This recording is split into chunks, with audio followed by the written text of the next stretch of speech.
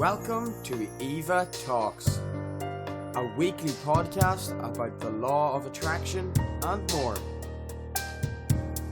Enjoy today's episode.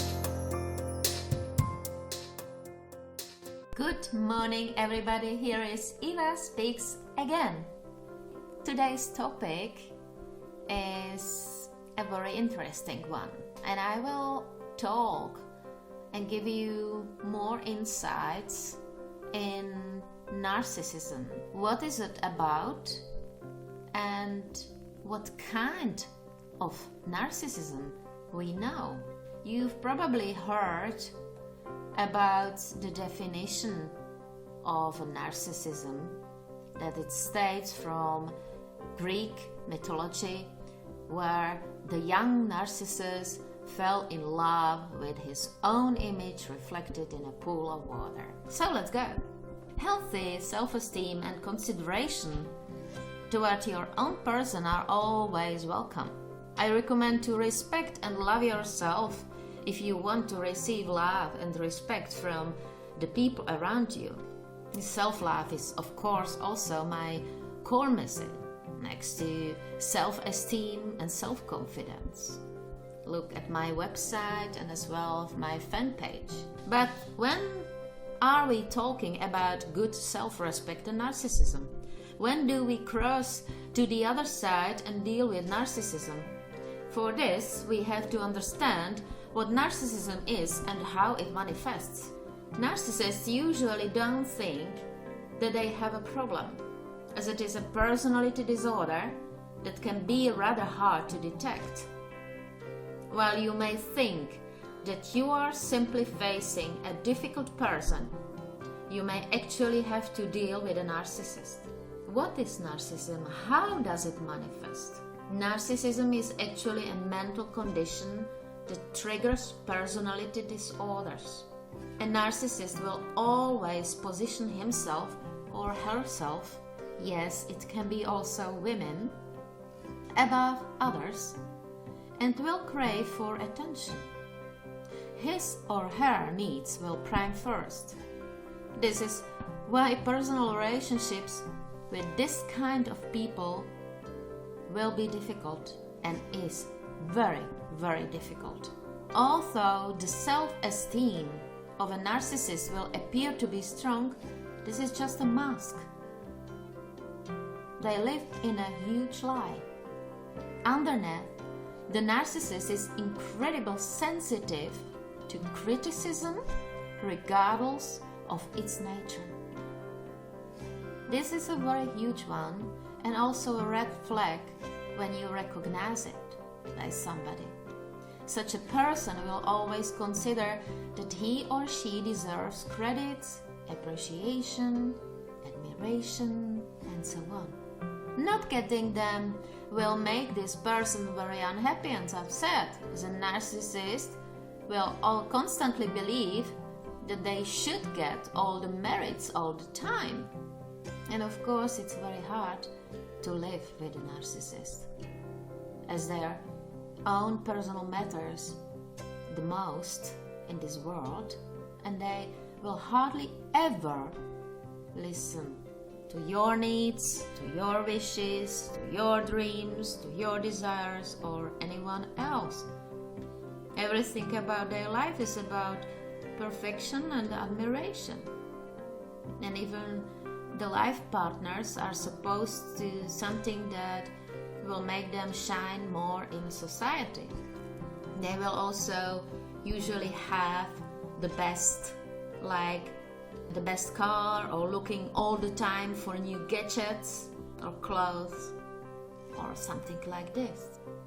Narcissists are the kind that usually boasts and brag with what they have, out of the desire to feel admired. But believe it or not all narcissists crave for attention. And this is also the misunderstanding of the definition of narcissism. Because we know two types of narcissists, the covert and overt. And the overt is the type of narcissist that crave to have all the attention they can get. They are ones that are not afraid to be exhibitionists, to directly demand attention and admiration. The covert, on the other hand, are actually shy, very charming and introvert people. That's why are covert narcissists hard to recognize. Their words also usually don't match the reality. The overt narcissist can be considered the classic type of narcissists. They are ones that are not afraid to be exhibitionists, to directly demand attention and admiration. Both types get visibly upset at the slightest sign of criticism. It's like they are emotionally in their childhood. They also believe that they deserve the best, but don't have the confidence to pursue their dreams or interests. They are able to love bomb their target for a short period of time. What do I mean with it?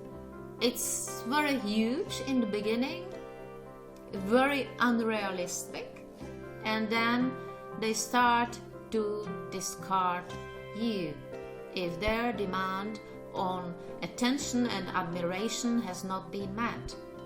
They are the kind that is jealous and envious of others' success or social life. And why? Because they usually have no social life at all and are usually filled with shame and doubts about their own abilities. And because the covert narcissists have no aims or dreams in their life, will often suffer out of boredom and disappointment of not having the life they dream about. They cannot find contact with their true self and will always blame their surrounding. And after the discard, they are looking again for a new supply to fill the gap of their disappointment or boredom. Unfortunately, narcissism is a mental and behavioral condition, and what also has been researched, it's quite difficult to recover. That's why a narcissist will display the same type of behavior through his or her life. You can compare this disorder with borderline disorder.